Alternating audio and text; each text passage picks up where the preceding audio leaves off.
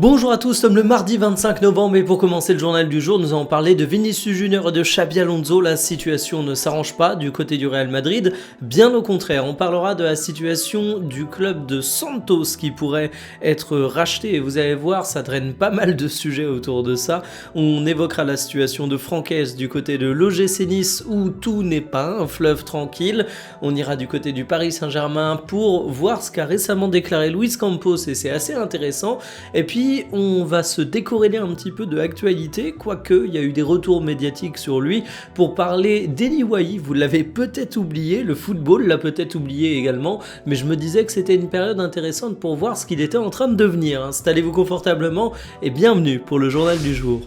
La situation entre Xabi Alonso et Vinicius Junior est tellement mauvaise que le Brésilien aurait choisi de ne pas prolonger à cause de lui selon le média The Athletic. Et The Athletic, c'est un média qui est généralement très bien informé. Coup dur pour l'entraîneur espagnol qui est déjà sous le feu des critiques en Espagne. Et vous connaissez la nuance de la presse espagnole, il se fait complètement assassiner. Alors pour rappel, Vinicius Junior, il est en fin de contrat au cours de l'été 2027 et sa prolongation, ou plutôt sa non-prolongation, ça devient un véritable serpent de mer de l'actualité du côté du Real Madrid. Il y a des choses qui sortent en mode Vinicius Junior, il voudrait un salaire à la Kylian Mbappé. Vinicius Junior, il aurait des demandes trop importantes pour le club espagnol, mais finalement, c'est assez dur de savoir ce qui bloque dans cette négociation parce qu'aujourd'hui, le nouveau rebondissement, c'est clairement sa situation avec l'entraîneur. Et effectivement, Vinicius, il a reculé dans la hiérarchie, il est plus au cœur du système offensif de Xabi Alonso. Il a même été mis sur le banc à quelques moments, mais il faut dire qu'en termes de niveau, il a été irrégulier au cours de ces derniers mois. Et en fait, je suis vraiment en train de me demander comment ça va tourner, mais n'oubliez pas un truc, dans le football, tout va extrêmement vite. Ça se trouve, dans 3 mois, Xabi Alonso, il va être limogé. Ça se trouve, dans 1 an, Vinicius Junior, il jouera en Arabie Saoudite, ou ça se trouve, dans 3 semaines, ce sera justement Vinicius qui sera la solution au problème du Real, et Xabi Alonso sera hyper content de le mettre à une place hyper importante dans le projet. Donc on va voir comment ça tourne, mais une chose est sûre, Xabi Alonso est sous pression du côté du Real Madrid et c'est pas cette nouvelle information qui va l'aider, bien au contraire. Donc il va falloir que les résultats soient présents et rapidement parce que si le Real Madrid peut parfaitement vendre une de ses stars et peut-être même que ce serait la meilleure solution pour équilibrer l'équipe, on sait également que Vinicius Junior, il a quand même un pouvoir, il peut quand même influencer les choses, donc Xabi Alonso qui est déjà fragilisé, ça va vraiment pas l'aider. Et si le PSG rachetait Neymar? Alors pas directement, je vous rassure, Paris n'a pas prévu d'ouvrir une seconde infirmerie pour le club. Mais en fait, Santos FC, le club où évolue actuellement Neymar, il devrait changer de statut juridique, il devrait être potentiellement sur le marché des clubs à racheter, et QSI, donc le Paris Saint-Germain, est annoncé dans les prétendants potentiels. Ce serait assez marrant parce que les montants évoqués tournent autour de 350 millions d'euros pour racheter le club où est Neymar, le club qui a Neymar sous contrat. Tu payerais entre gros guillemets à peine plus cher que ce que le PSG a payé pour Neymar en 2017.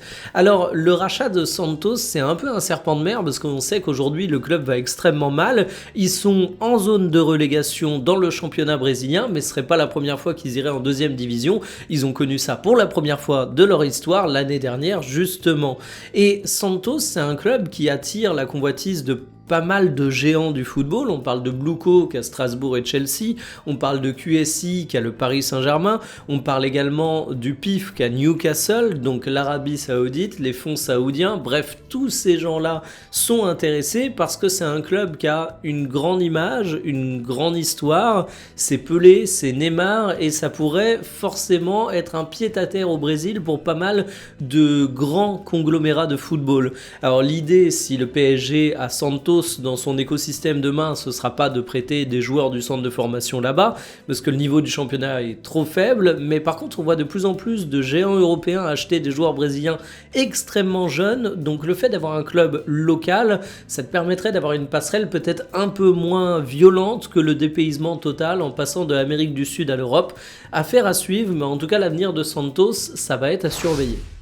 Est-ce qu'il y a un seul truc qui va bien à l'OGC Nice en ce moment? Tu t'es fait complètement fesser par l'Olympique de Marseille, t'es dans le ventre mou de la Ligue 1, les derniers résultats sont pas encourageants et j'ai même pas envie de vous parler de la Ligue Europa où tu réussis l'exploit d'être le 35e sur 36 clubs, 4 matchs, autant de défaites, c'est absolument catastrophique. Et dans ce contexte qui est déjà plutôt sympathique, eh ben t'as le journal L'Équipe qui nous informe que Francaise est en train de perdre une partie de son vestiaire. Et il faut avouer que l'entraîneur niçois, s'il se dédouane pas de ses responsabilités, il va quand même mettre en avant le fait qu'il trouve que les joueurs ne sont pas au niveau attendu.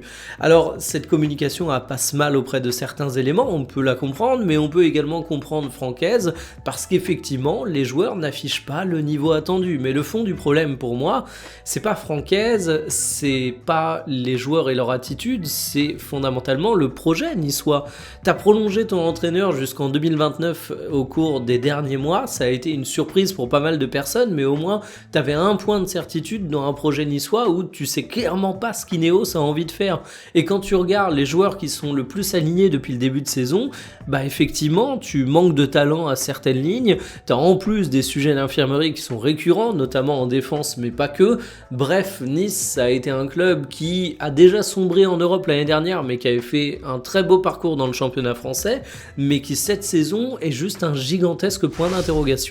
Ne plus payer de gros transferts et acheter un club satellite pour favoriser la formation, voilà les projets de Luis Campos, le conseiller sportif du Paris Saint-Germain pour le club de la capitale. Il l'a déclaré à l'occasion d'une prise de parole pour les 50 ans du centre de formation. Évidemment, vous vous doutez que ça donnait un angle un petit peu particulier à son discours sur le sportif, il allait forcément parler des jeunes. Alors du côté du club satellite, c'est un sujet qui revient très régulièrement parce qu'il n'y a plus d'équipe réserve du côté du Paris Saint-Germain. Le projet, c'est pas d'en remettre une, mais en même temps, il y a un gap qui est monumental entre les équipes de jeunes où c'est assez faible en termes de championnat et le Paris Saint-Germain où pour gratter des minutes dans l'équipe A, faut être capable d'être un international en puissance. Un club satellite, ce serait l'occasion de prêter tes joueurs avec un petit peu de facilité et du coup d'avoir cette fameuse marche qui permet d'espérer intégrer l'équipe A, mais en même temps, en attendant, te forger un petit peu des armes, te rendre capable d'être face à une adversité de première division et de haut niveau, que ce soit au Portugal, en France ou dans je ne sais quel championnat. L'autre sujet, c'est le fait que le Paris Saint-Germain ait envie de former les talents de demain. Alors souvenez-vous, dès qu'ils sont arrivés en 2011, c'était un discours de Nasser Al-Khelaifi sur le fait qu'ils n'avaient pas envie de recruter Messi, mais de former le nouveau Messi. Mais il faut avouer que ça prend de plus en plus forme du côté du PSG. Le nouveau centre de formation est ambitieux, tu vois des jeunes avoir du temps de jeu dans l'équipe première.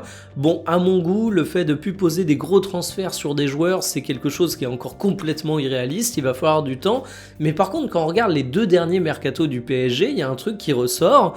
Tu vas chercher Zabarni, Chevalier, auparavant tu as été chercher Neves, Doué, Pacho, Safonov, Kvara. Ce sont que de jeunes joueurs. Il n'y a plus de joueurs âgés sur lesquels le Paris Saint-Germain avance. Alors il y aura peut-être des exceptions, mais en tout cas, si le PSG ne mise aujourd'hui pas tout sur la formation, c'est logique, ce serait tout un peu trop tôt. Le PSG mise par contre tout sur des jeunes joueurs et force est de constater que ça leur réussit plutôt bien. Mais au fait, il devient quoi, Eli Wahi? C'est une catastrophe. L'ancien joueur de Montpellier, du RC Lens et de l'Olympique de Marseille est actuellement en Bundesliga. Normalement, c'est la carte magique pour relancer la carrière d'un attaquant français. Tu vas là-bas, tu deviens capable de planter 20, 30, 40 buts par saison et puis derrière, on découvre l'arnaque quand tu requittes la Bundesliga. Mais alors pour Eli Wahi, c'est un véritable naufrage. Pour rappel, il avait été cédé par l'Olympique de Marseille au cours du mercato hivernal 2025, un transfert à 26 millions d'euros qui était assez miraculeux parce que finalement le joueur enchaîne les échecs sportifs du côté de Lens, du côté de Marseille et sa décote, sa valorisation n'est pas aussi affectée que ce qu'on pourrait penser, sauf que là ça commence à faire beaucoup parce que même du côté de Francfort, ça ne fonctionne pas. Le joueur a très peu de minutes de jeu, il doit se contenter de gratter quelques entrées et on peut pas vraiment dire qu'il brille au cours de ses entrées parce que le bilan c'est un seul misérable but et il a été complètement dézingué par son entraîneur Junior au cours de cette semaine. Sur sa valorisation, Eli Wahi, c'est évidemment un joueur qui est en chute libre. À une époque, il valait 40 millions d'euros quand il était à Lens, quand il débarquait. Désormais, c'est bien plus bas, 18 millions d'euros, mais ça reste un sacré montant et je me demande qui peut le relancer. Moi, si j'étais directeur sportif d'un club, c'est un joueur que je pourrais prendre en prêt, mais est-ce que j'irais poser 15-20 millions d'euros sur lui? Ce serait extrêmement risqué. Après, il faut garder en tête que c'est un joueur de seulement 22 ans. À 22 ans, tu es au début de ta carrière, condamner un joueur, qui plus est un joueur qui a du potentiel, parce que Eli Wahi, il a du talent, ce serait un non-sens de le faire si tôt. Mais bon, 3 clubs, 3 contextes totalement différents entre Francfort, Marseille et Lens, et 3 échecs. Terminé pour le journal du jour, cet après-midi on parlera à nouveau de Champions League, on fera à nouveau un avant-match avec un gros point sur 2 clubs, à la manière de ce que j'ai pu vous faire hier après-midi sur le Barça et sur le club de Chelsea. Je vous donne donc rendez-vous aux alentours de 17h, qui fait bien votre journée, salut.